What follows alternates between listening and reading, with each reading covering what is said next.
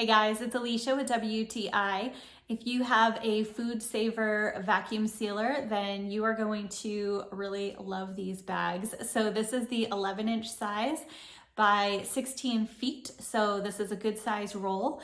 And we really like this size because if you have some larger food items, this is going to be able to accommodate them. So these bags are customizable. You basically roll it out to the length of your food item, and then you can make your own bag by sealing the end and then placing your food item inside and then vacuum sealing around it. So we have found that using the FoodSaver is a great way to store food items, especially when we buy things like meat in bulk, and we're able to get a good price on it and then keep it in the freezer for when we're ready for it. So I think that these are a really great option for food storage. It helps to cut down on freezer burn, and for us it helps to cut down on food waste because we can buy in bulk and then save these items in our freezer. So I have been super happy with this item and it works really well, and that's my point of view.